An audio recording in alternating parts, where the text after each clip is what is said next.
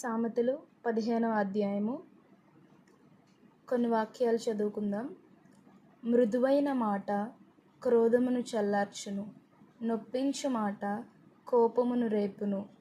జ్ఞానుల నాలుక మనోహరమైన జ్ఞానాంశములు పలుకును, బుద్ధిహీనుల నోరు మూఢవాక్యములు కుమ్మరించును.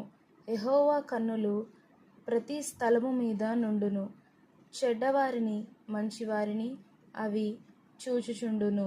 సాత్వికమైన నాలుక జీవవృక్షము, దానిలో కుటిలత ఉండిన యెడల ఆత్మకు భంగము కలుగును. మూఢుడు తన తండ్రి చేయు శిక్షను తిరస్కరించును, గద్దింపునకు లోబడువాడు బుద్ధిమంతుడగును. నీతిమంతుని ఇల్లు గొప్ప ధననిధి.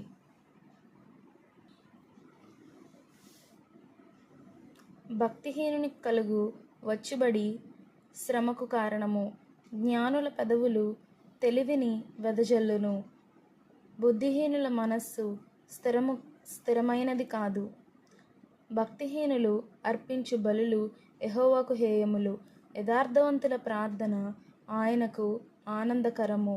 భక్తిహీనుల మార్గము యెహోవాకు హేయము, నీతిని అనుసరించు వానిని ఆయన ప్రేమించును.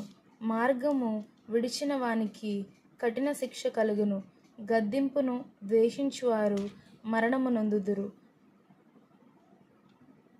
Amen. Praise the Lord. God bless you.